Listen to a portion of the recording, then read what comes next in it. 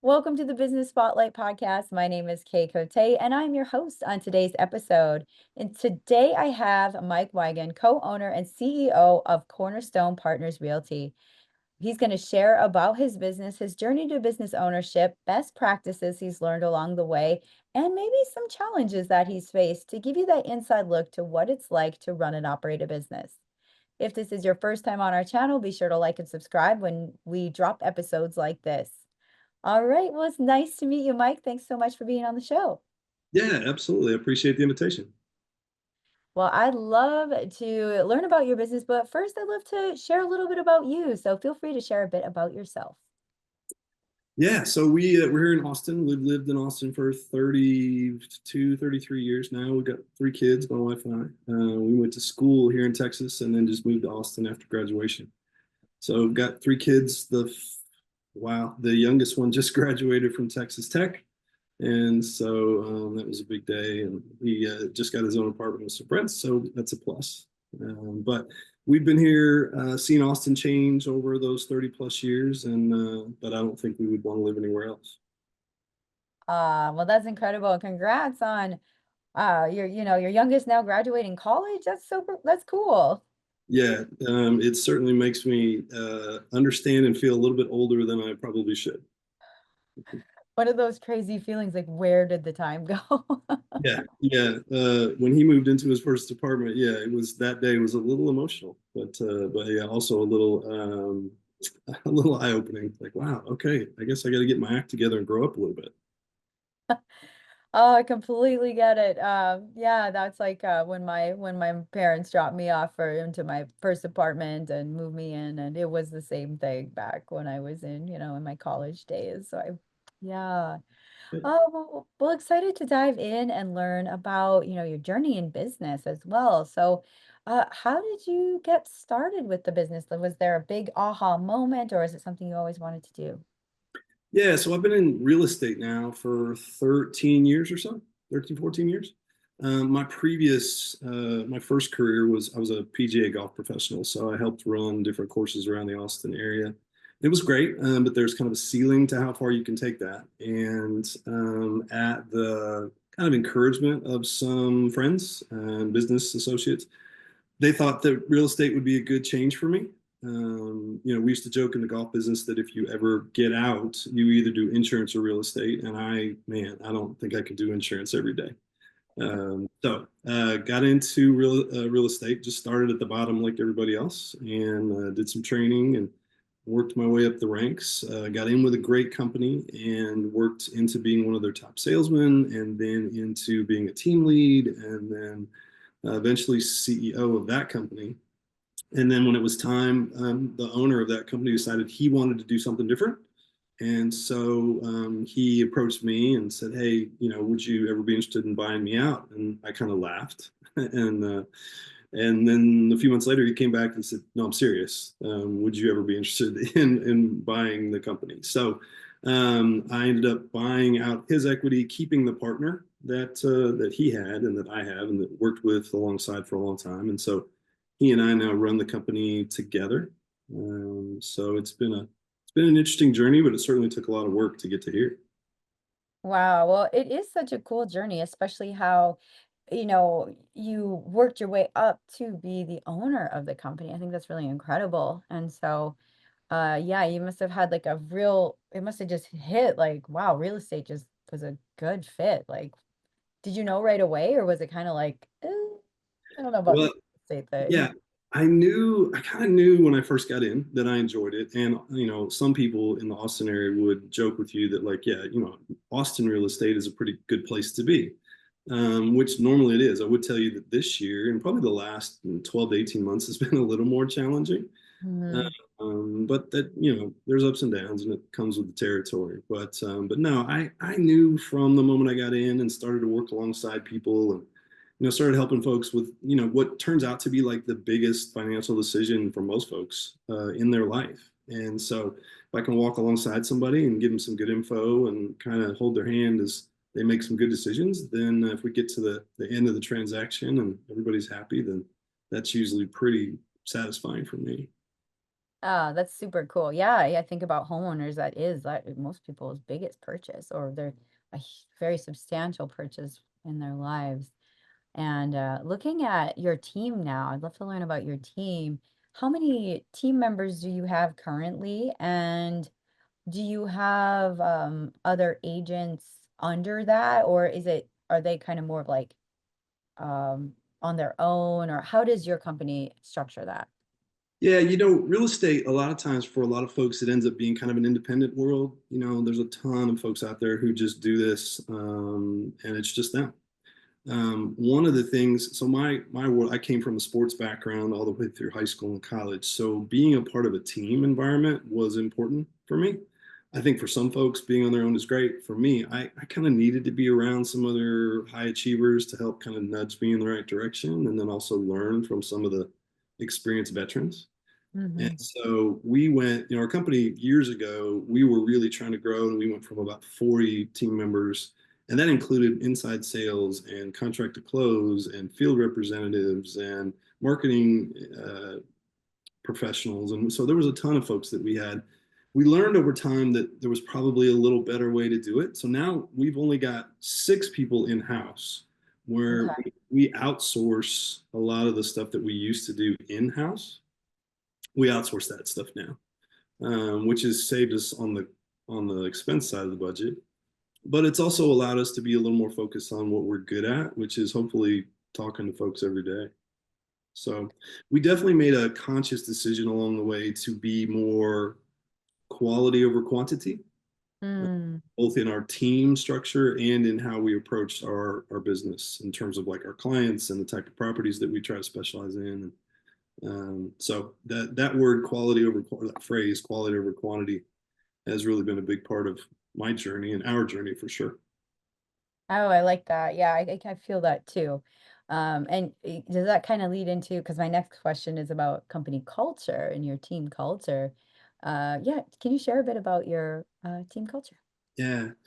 So,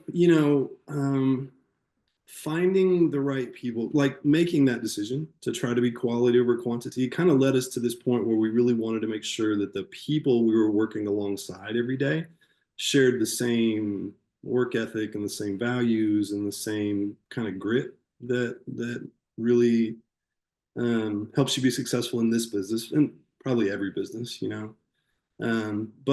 But by making some of those high level discussion or decisions, it led us to a point where it informed how we were recruiting, how we were talking to our teammates, how we were handling team meetings, how we were handling offsite stuff with team members, when we would do lunches and holiday parties and things like that. So it kind of led us to this place where, the people we worked alongside every day were similar in the right ways, but unique in their own ways as well.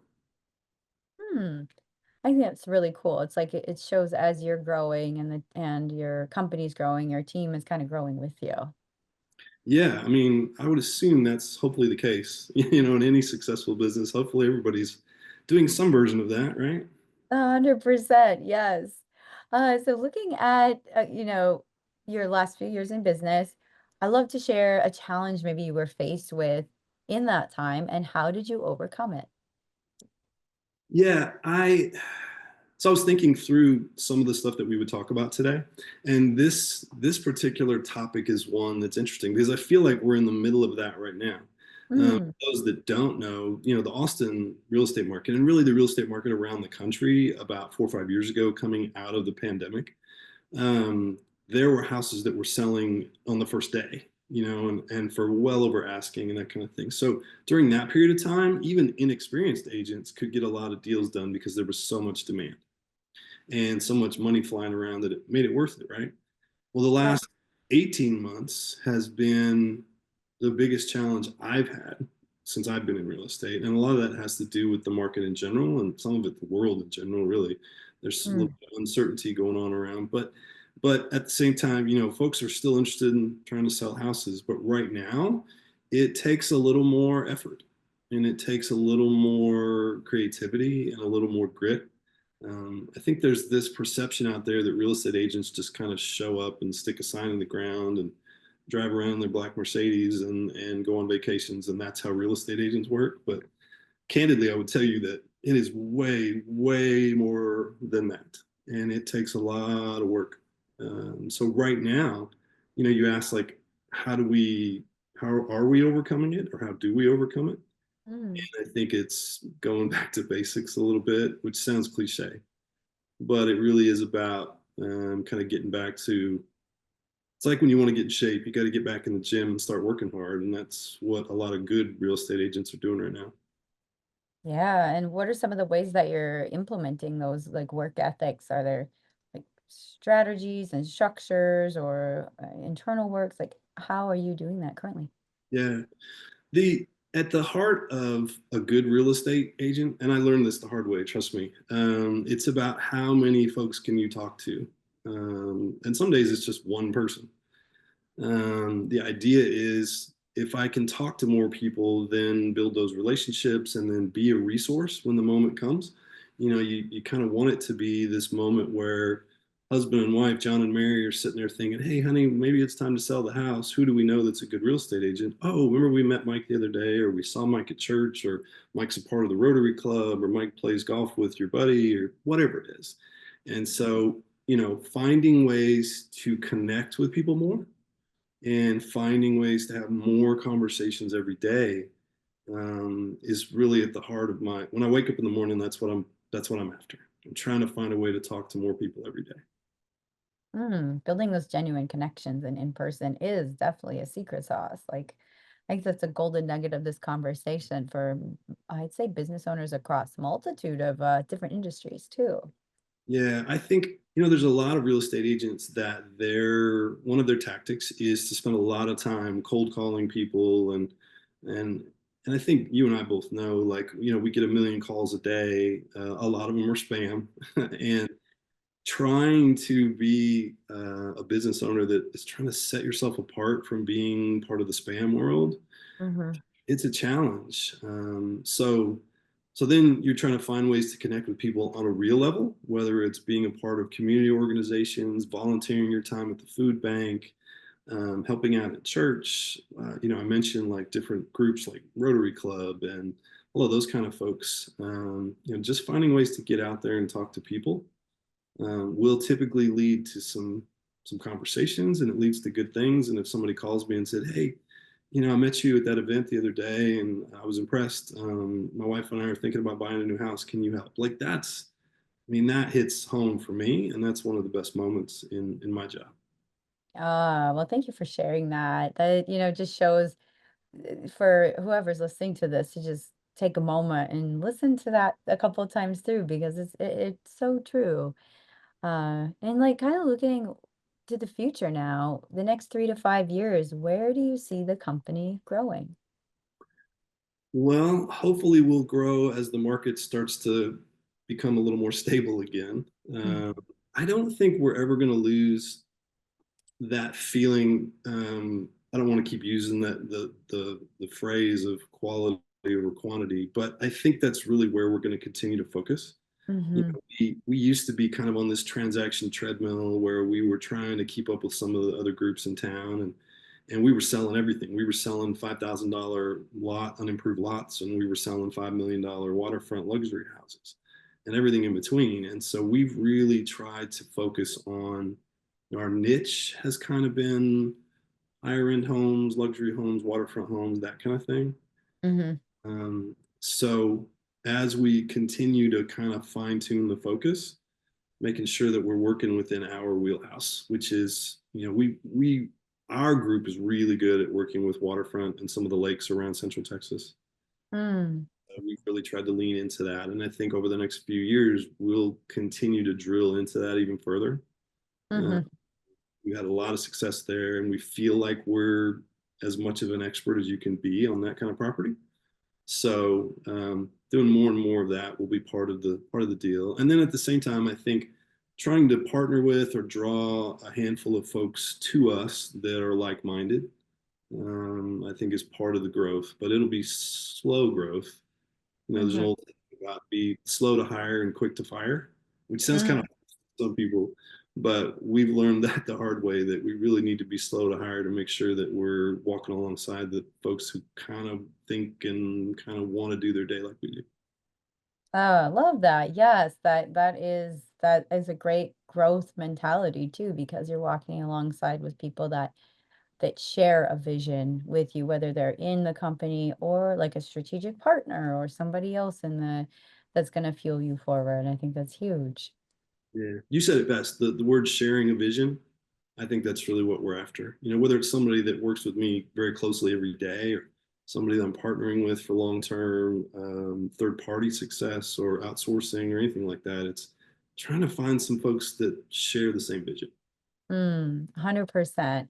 This has been such a fun conversation. Now I want to dive into part of the conversation called our rapid fire questions.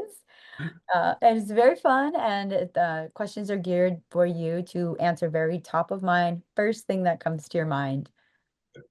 All right, question number one is, what is a key to success for you? Hard work. There is no substitute for it. And complacency typically leads to some bad things, no matter what you're doing in life. And so hard work is at the core of anybody who's going to be successful. 100%. Number two is, what is a piece of advice you have for other business owners? Be patient. I think, a lot of times business owners have a certain mindset and a certain way to get after what they're trying to get done. And sometimes it takes a while for everybody else to get on the train. Mhm. That's not a bad thing. I think a lot of us who are entrepreneurs and who want to be super successful, we got here because we have a certain way of thinking about things. Sometimes it takes other folks a little bit of time to get on that train. Yeah, it's totally fair. Number three is, it could be a book, a article, a podcast, something that you either read or listened to recently. Yeah, I've been really into Malcolm Gladwell lately. He's got, and I do all my books on audio. I get up and walk a couple miles every morning, so I'm listening to while I'm walking.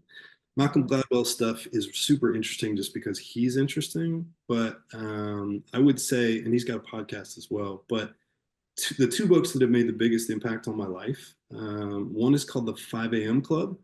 I don't know if you've ever heard of that. Robin Sharma, I think, wrote that. And it's a little bit of a corny book when you first start, but once you actually get in it and understand what's going on, it's super powerful. And then Nice. the other book that I read it was great for me. A guy named Dan Martell wrote a book called Buy Back Your Time, and it's about how important your work is every minute of every hour of every day, and focusing on where you're trying to get to. I would say 5 a.m. Club and Buy Back Your Time would be two books every business owner should probably check out. It's funny you said that second one because you're the second podcast this week that has said that book, and I think that might be a sign I need to read that. Yeah, I would highly recommend it. Dan's an interesting guy too. He's pretty busy out in the world. He's a decent follow on Instagram, but no, the book is great.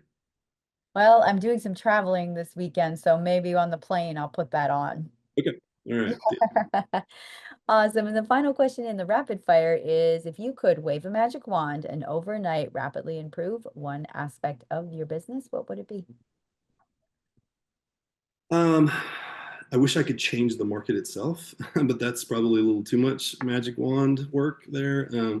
I think if I could change one thing about our team, it would be that trying to help everyone understand what I'm trying to get done, which isn't always easy to do. But if I could magically help them understand, like, hey, here's where we're going. So I promise you, if you'll just trust me, we'll get there. That takes a little more pixie dust, I think. So we'll try some of that. Wonderful. Well, thank you for sharing that. Before we get to our final question for today, how can folks get connected with you and your business online?